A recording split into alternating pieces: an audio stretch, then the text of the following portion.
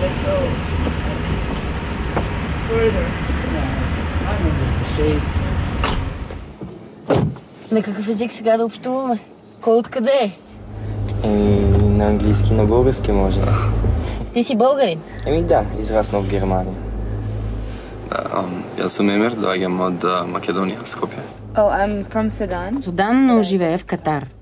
And what? И какво правите в България? We're here for Тук сме за една конференция. Правим това, което прави ООН.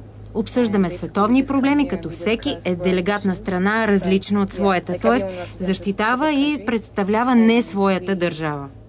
Какво имаме тук? България? Египет. Египет. Ти си представител на Гърция. Да. И как ще се защитаваш? С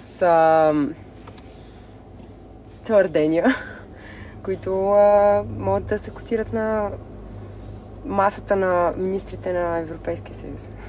В смисъл, гърците са прецакани и ние сме прецакани. Както и вината е разпределена между двете страни.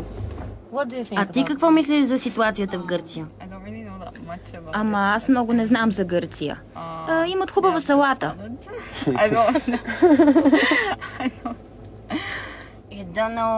За финансовата криза не си ли чувала? Не, каква криза? Вие си имате ваши грижи в Египет. О, да. Аз представите? Да. Представите делегация? Аз съм делегат. Аз съм делегат. Делегат? Да. На България? На България. Република България. Откъде си? Румъния.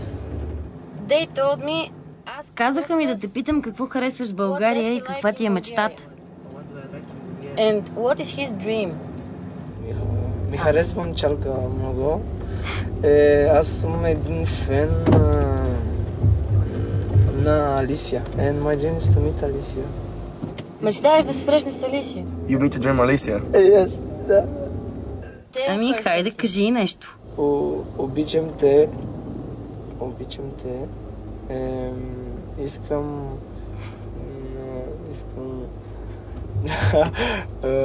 автомит. Да се срещна. Да се среща. Да. И искам да се среща.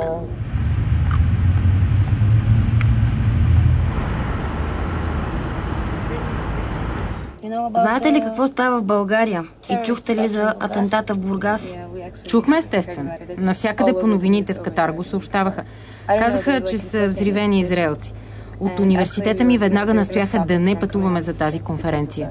Имахме предупредувања за како да се несуваме, да внимаваме повеќе. Така да имаше како мала несигурност дали ќе дојдеме воопшто, меѓутоа на крај тука сме во Софија. А вас беше ли ви страх да дойдете? Па, мене не, бидејќи живеам во Скопје, знам како е во Софија, имам доверба во Бугарија, така да апсолутно не се плаше воопшто, дури бев многу среќен што доаѓам. Заплахата от терористични актове важи за всички, смисъл. Няма как да се застраховаме срещу това. То всъщност стана в България за първи път. Това е доста притеснително според мен. Поне за сега не е практика, нали?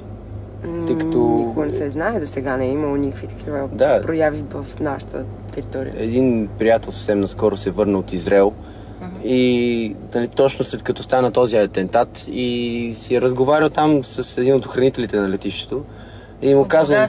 Не, в Израел, нали, в Тел Авив. И му разказва, нали, много съм шокиран от това, което се случи, толкова ми е притеснително, му вика, може, ама ние тук сме си свикнали. И примерно обяснява как вчера някой се е гръмнал там в центъра на Тел Авив и избил 50 човека. Но за тях това е съвсем нормално. Те вече даже не го отразяват в новините, най-вероятно, нали, на първите страници.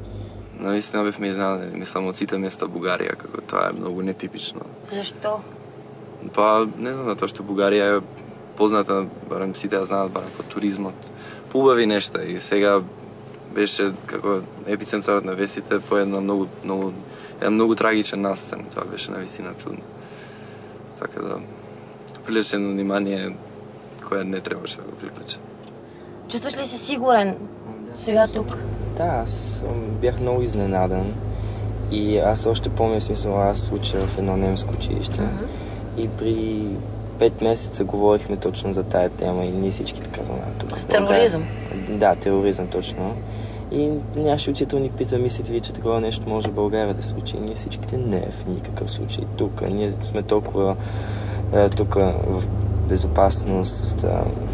Кой иска в България нещо да направи? В смисъл, България не е Германия, например, не е Америка. И всички бяхме много чудени, но аз все още вярвам, че в България съм сигурен във всеки случай. И така че много, много е тъжно, но не мисля, че мен лично нещо ще се промени за мен. Сега, от това, което става по света, кое вас ви, да кажем, плаши, но ви стресира най-много? Аз си мисля за Судан, за моята страна. Бедна и протестираща държава, която сякаш е в задънена улица. Плаши ме, че режимът ще продължи завинаги. Онзи ден пребили някакви жени пред италианското ни посолство без никаква причина. Не са били от протестиращите. Мислила съм си, че някой ден бих искала да се върна там. Но как бих могла да живея в такъв режим? Там права нямам. Така както съм сега облечена. Ако съм там, ще ме пребият и заключат. Просто ще ме заврат в някоя килия и един Бог знае какво ще стане с мен.